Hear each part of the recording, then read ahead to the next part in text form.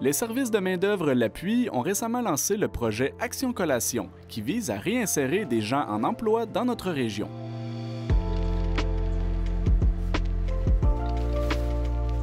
Des adultes de tous âges sont formés en cuisine afin de confectionner des collations qui sont ensuite distribuées dans plusieurs écoles de Charlevoix.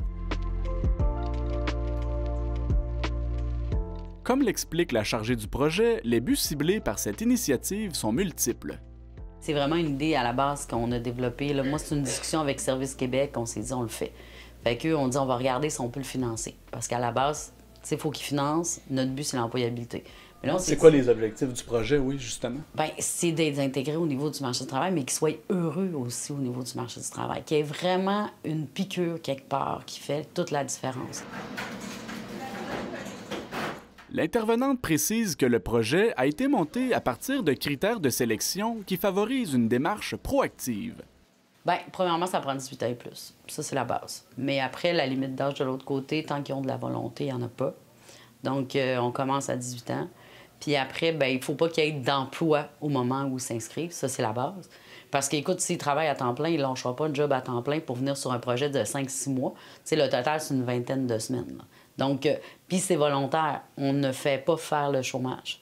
Les heures sont chômées, mais ils n'auront pas le 700 heures pour faire le chômage. Donc, ils se doivent, s'ils veulent poursuivre, de trouver un emploi. Fait que, tu sais, c'est pas un... Après, tu fais ton projet, puis tu t'assois, puis non, non. Après, si tu fais rien, t'as plus rien. Les participants obtiennent une formation certifiée suite à leur implication.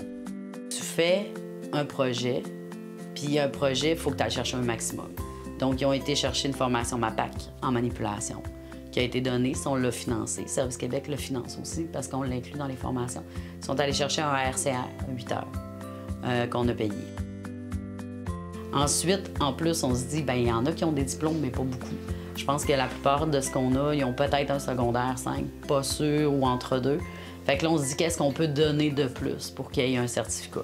Fait que là, on approche à Vise parce que dans d'autres projets, on le fait. Fait que on s'est dit, on va faire un semi-spécialisé qui s'ajoute au projet Collation, qui est le semi-spécialisé aide cuisinier. OK. Fait que ça, c'est reconnu par le ministère.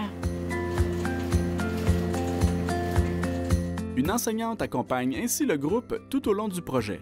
Moi, je vais les superviser au niveau au niveau stage, c'est Patrick qui est en charge, mais on a des évaluations à faire à tous les 125 heures qui ont fait de stage. On a des critères de sélection, d'évaluation qu'on va regarder.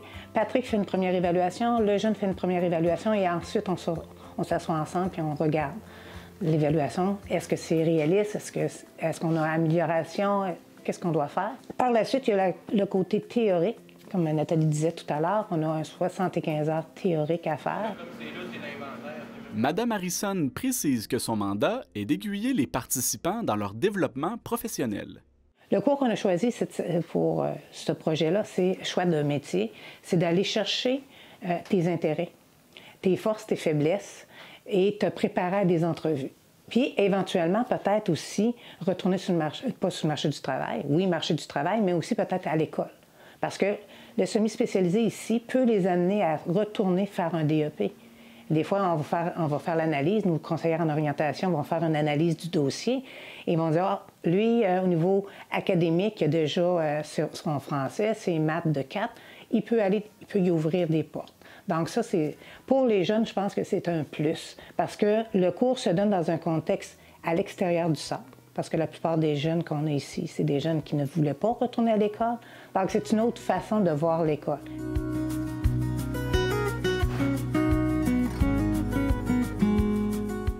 Un participant indique que cette formation pourrait lui être très bénéfique. Je cherche juste à nous trouver quelque chose de plus stable et à long terme par l'entremise du projet ici. Ça fait une belle porte d'entrée après ça pour aller cogner au port et aller donner ton nom. Exactement. C'est comme, en fait, une bonne passe, comme on pourrait dire, un bon entre-deux là, pour inspecter ou en tout cas prospecter dans la région. Puis j'aime bien la région aussi, de Charlevoix aussi. Il y a beaucoup de bons restaurants, il y a beaucoup de produits du terroir et tout ça. Puis c'est une belle région avec les montagnes, les côtés touristiques aussi, c'est intéressant.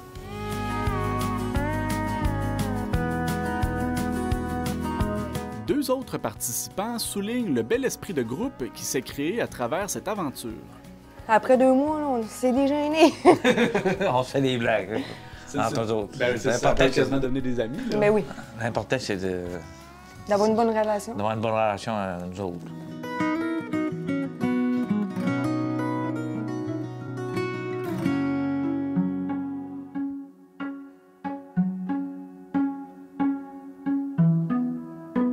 Le projet porte un second volet qui vise à lutter contre l'insécurité alimentaire dans plusieurs écoles primaires de la région. Ils ont ciblé les écoles au départ, Petite-Rivière-Saint-François, Saint-Urbain et les Éboulements. Pourquoi? Parce que justement, il y a tout un contexte de oui. Je vous dirais qu'on est dans des parallèles. On a des gens qui sont très sans difficulté au niveau alimentaire, au niveau de la réalité. Puis en même temps, on a le pôle inverse où on a des gens qui sont capables et en mesure de payer des collations, presque payer le double.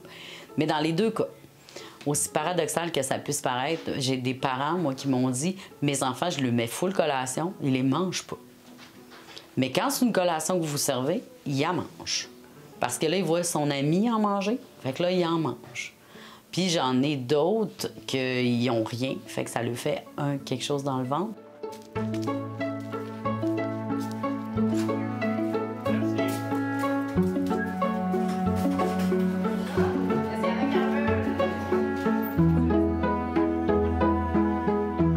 Une enseignante de l'école Dominique Savio de Saint-Urbain estime que les élèves ont bien accueilli les collations qui leur étaient destinées. Oui, au début, c'est certain qu'ils trouvaient ça spécial parce que c'est des collations qui leur font goûter une variété de goûts ou de saveurs qu'ils ne vont pas nécessairement manger à la maison. Mais là, ils se sont habitués puis ils aiment ça, ils sont surpris, ils nous le demandent à chaque jour. Il y a même des collations qu'ils ont envie d'avoir à nouveau? Oui, certains non, d'autres oui, comme les graines de chia, un pudding de chia, il y a des élèves qui ont vraiment adoré. On a plusieurs variétés. On peut avoir des muffins, pas au navet, c'était au panais.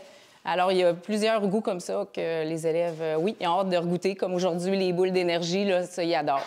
Madame Harrison mentionne ce qui l'a le plus touché dans ce projet. Ce que je vois, c'est l'estime de soi. C'est je fais quelque chose de bien pour des jeunes et je me prends en main pour mon avenir. J'ai vu des jeunes que ça faisait des années qu'ils n'avaient pas été au travail. Ils retournent sur le travail et ils sont fiers. Ils sont fiers d'avoir accompli. Moi, ma tâche puis mon objectif que j'ai toujours, c'est que la personne se réalise, qu'elle puisse avoir un côté positif qui ressort. Parce que souvent, c'est des jeunes qui n'ont pas eu la vie facile.